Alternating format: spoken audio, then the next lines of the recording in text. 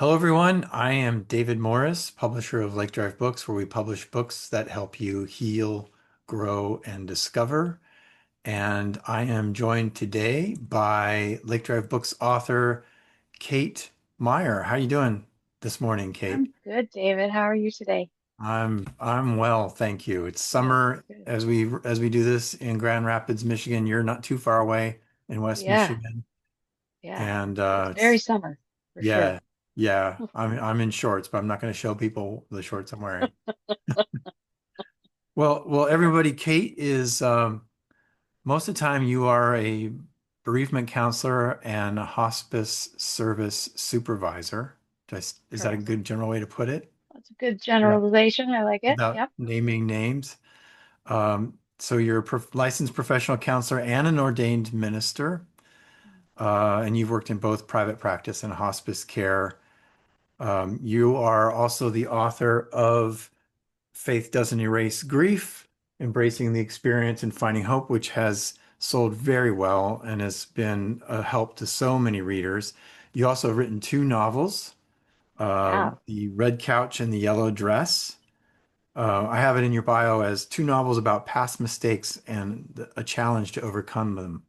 That still sound Yeah. about right? Yeah, that's good. I like Yeah, that. It's like adult coming of age. yeah. It's You essentially there you what's go. happening. Yeah. Yeah. You love to write, which publishers love, people who love to write. Yeah. Because it means Yeah. you do it all the time. You're experienced at it. Writing is one of those skills that it's more of a skill than it is a natural gift or talent. Like a lot of things, honestly. You have to work Yeah. at it. I heard one writing coach say recently, it doesn't matter how smart you are, the person who's writing every day and producing every day is really the one who's the better writer. Yeah. And I think that's a truth in many ways. We are here to talk about a new book that you have coming out very soon Yeah. as we record this called, um, and I don't want to get the subtitle wrong. I So know. It's not in my mind yet. I got it. I got it. Navigating the Okay. Waves of Grief, Healing Prompts and Reflections to Move You Forward. Yeah. Now, this book is more of a guidebook. It's got plenty of reading, plenty of words, but it also encourages readers to do little exercises, sometimes draw or write Yeah. about their feelings and thoughts in a book Yeah. or where A they are lot in of grief. creative expression. A lot of creative. Why? So talk about why you wanted to do a book like this, as opposed to a straightforward, like, expository book.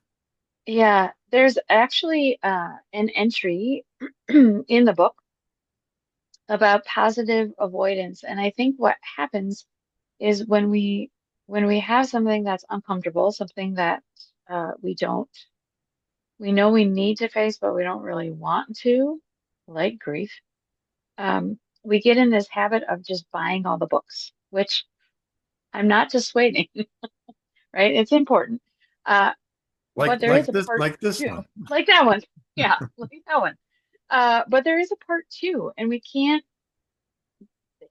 absorbing all of the information is only beneficial if you then put it into practice.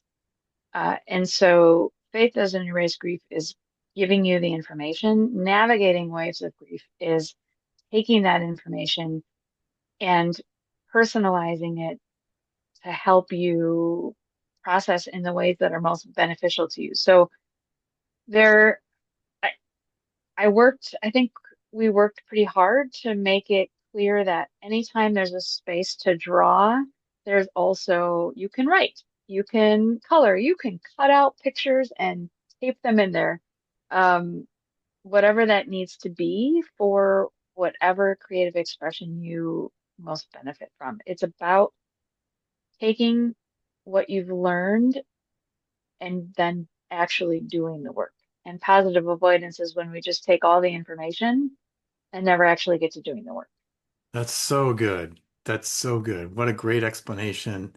And as a publishing person, I will say too to readers who might be watching this, write in this book. Give yourself permission to write in a book. A lot of people feel like they can't do that. They maybe need to sell it or give it away to somebody at some point. No, sometimes you really need to just forget about who might get the book after you. Just start writing in that book. Start underlining, making notes, especially if you're in a grief process. This is meant to be a guidebook. Yeah, Yeah. absolutely. Yeah, Talk about the title a little bit. I think it's a very significant, there's a conceptual element to it that's on purpose. Waves of yeah, grief. Talk yeah. about that a little bit.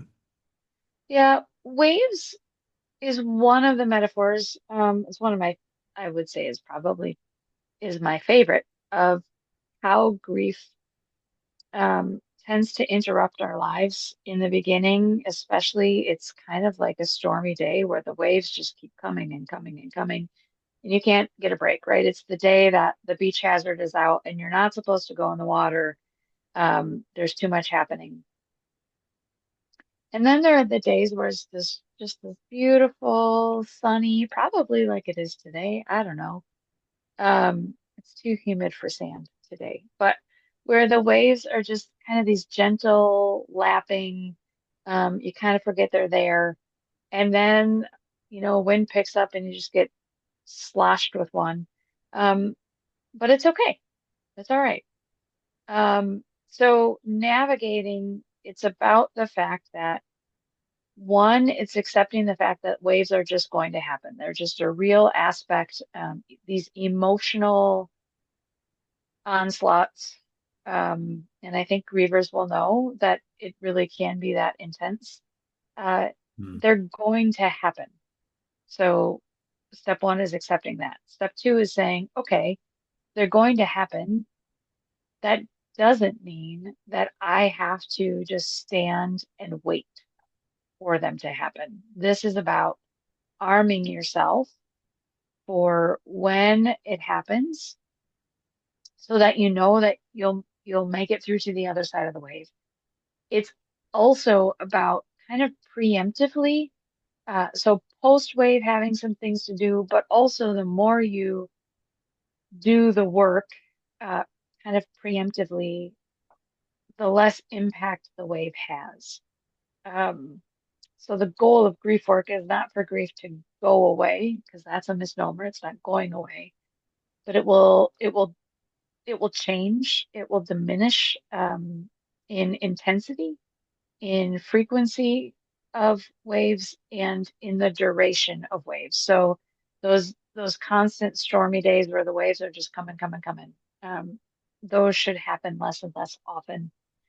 Um, doesn't mean they're gone forever, Hmm. right? Those pop-ups will still happen even years down the road, and that's okay. That's what this book is about. It's about giving you those tools that even once you've gone through the book and done all of the things in it, um, there are several pages where I say, mark this page so that you can come back to it the next time that you need it. Because it's not a one and done. I love that metaphor of the waves of grief. And Yeah, yeah, it's biblical too, in a it way. is biblical. Yeah. Absolutely. Yeah. Yeah. Um, you section the book into four sections: emotions, connection, identity, and through. And I don't want to ask you to explain all those right now, but and you're welcome to just dip in and do that. But you're not talk. I think you talk about these also in contradistinction to or contrast to stages of grief. Grief. Mhm. So you're talking about emotions, connection, identity, and through instead of stages. I mean, you do have a whole thing about stages. That's in Faith Doesn't Erase Grief, and you talk about it some in this book. You talk about early grief, middle grief, and lasting grief, and we don't need to necessarily go there right now. But Yeah. what talk about why did you put this in those four sections: emotions, Yeah. connection, identity, and through. Yeah. So in Faith Doesn't Erase Grief, I started kind of this phasic talk of grief, the early, middle, lasting. The idea of phases being more fluid waves, right? Waves. Connects all the way through.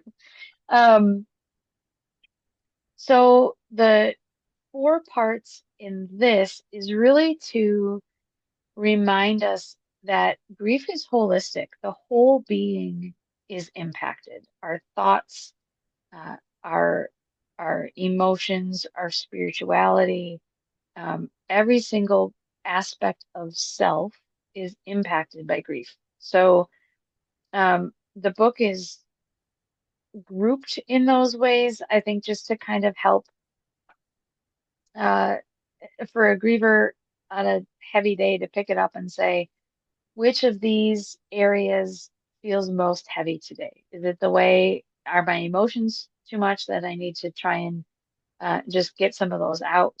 Am I feeling isolated? And then you go to connections. Am I wondering who I am now? Because I know I can't be who I was, but I don't really know who who I am now or who I'm going to be. Who I am So after I've lost someone or something.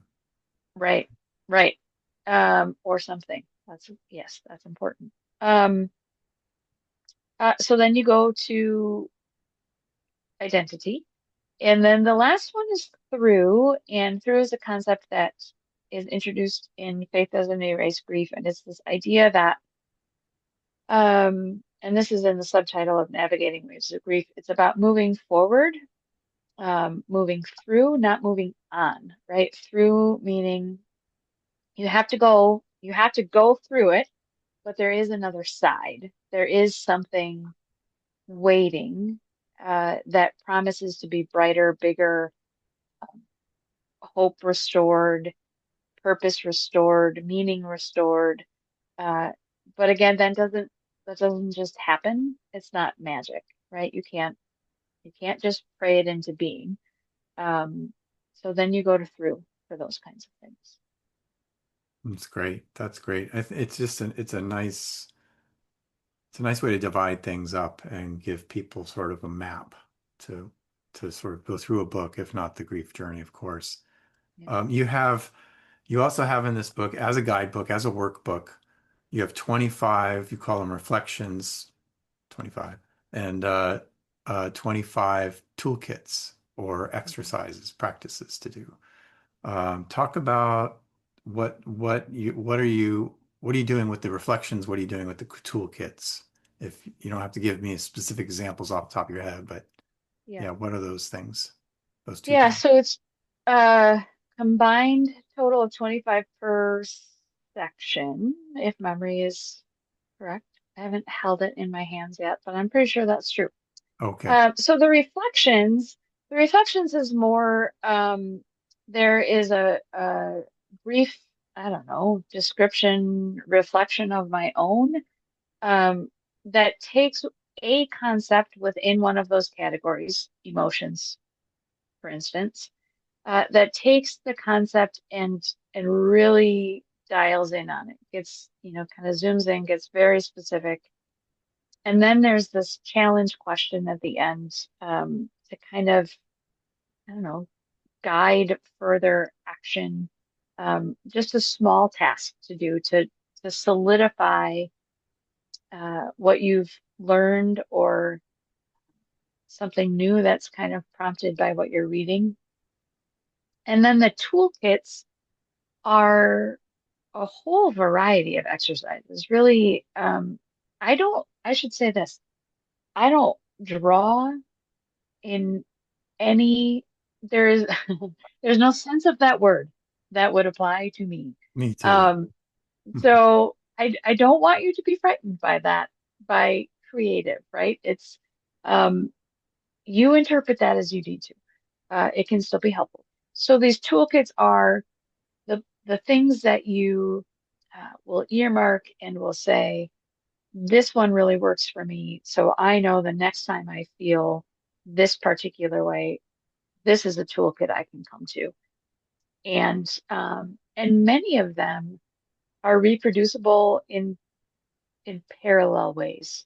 For instance, there are some specific psalms that are called out, uh, and you take what you do with that psalm and you translate it to another psalm and you do the same practice and experience the benefit that way. Hmm. Yep. You also talk a little bit about visualizing what grief looks like in your body You have this wonderful metaphor of the grief ball that's Yeah. bouncing around in your body. That one's hard for me to get out of my head because that's how emotions are. It's like it's not because they're kind of bouncing around unpredictably and they might feel different on different days. So you Yeah. ask people to maybe draw that. You get people to do guided free association Hmm. with their emotions and their words, Yep. using the senses to or reorient yourself during an intense grief wave. Yeah. All really good, tried and true wisdom, but also wisdom you've gained and created in your work with people who are grieving over time. Yeah. Yeah. I think mindfulness and any practices that ground us, it's hard because the more attention they gain, the more hmm, I just lost the word that I want. Kind of kitschy, right? They just kind of become this thing that um I don't know, we take for granted, but there's so much simple foundation to it that our brains and our emotions can take us places that feel very real, that have been real, but are not real in the moment. And so finding that ability to ground yourself and remind yourself that right now in this moment I am safe. Even if I was not safe then, I am now. And so I can remember and I can process from a safe place, which helps appease and diminish the trauma. Um, the book, I will say this, neither book is a replacement for therapy. So, and I say that throughout the book. If there is something that brings up something bigger than these pages can help you with, seek somebody. Mhm. Are you still doing private practice? If people see I'm this, doing I'm doing some private practice. yeah, I'm doing minimal private practice. yeah, Yes. Yeah. yeah, People in Michigan, I'll say that. It's limited to people in Michigan because that's what my license is. yeah, yeah. There So you go. let's There just you get go. that out It's there. all part of balancing, life revenue needs and job available jobs and Yeah. sometimes individual counseling isn't always as Yeah. consistent on that regard and you have to find different ways of doing things. Well, Yeah. that's It's a that's passion for wonderful. sure. I can see myself wanting to call you up when needed. Absolutely. And you may. Thank you. We have a professional relationship. We Can do. maybe be more? Um, that would be professional too, though.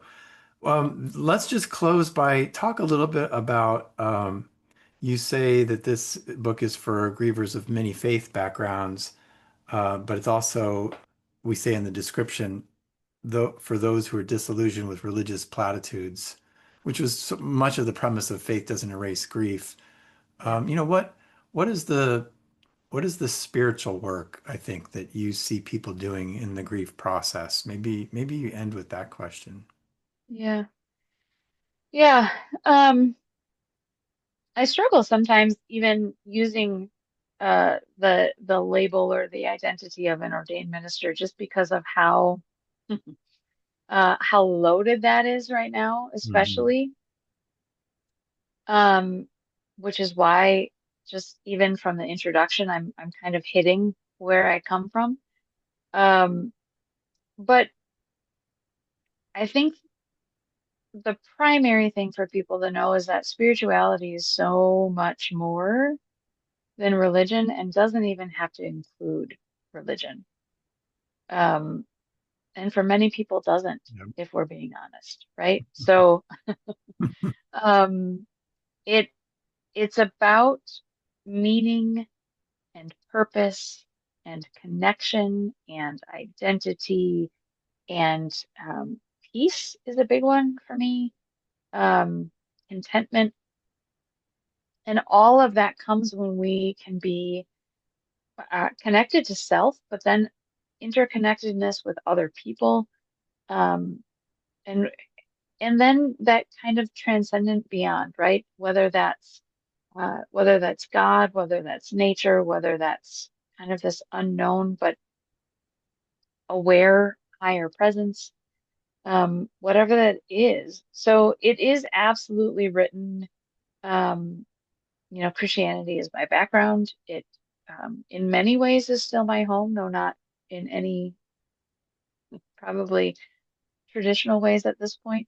Um, but it, and the reason for that is because too often in Christian religion, people are raced far too quickly to rejoice that their person is in heaven. Well, that may be true, uh, but you as the griever are still here on this earth trying to figure out how to live without their physical presence.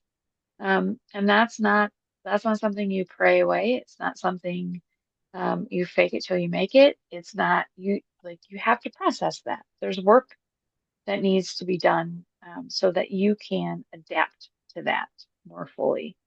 Um, so spirituality is so much broader.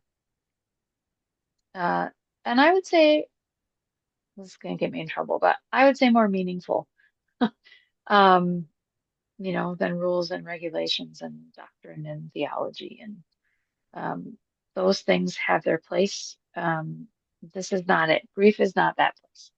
Um, Yeah, yeah. good. Good stuff.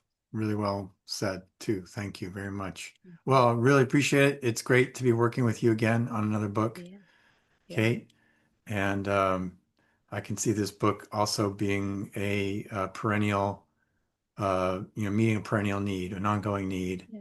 Yeah. Um, and to do it with such skill and thoughtfulness and without all the big theories and everything necessarily. Yeah. That's what people really need. And um, I'm excited. I'm excited for you in this book as we go Thank forward. you. Thank you. Yeah, I'm excited for the launch. It's fast approaching and yeah, good to be back. Yeah, indeed. Okay, we'll talk more. All Thank right. you. Okay, thanks.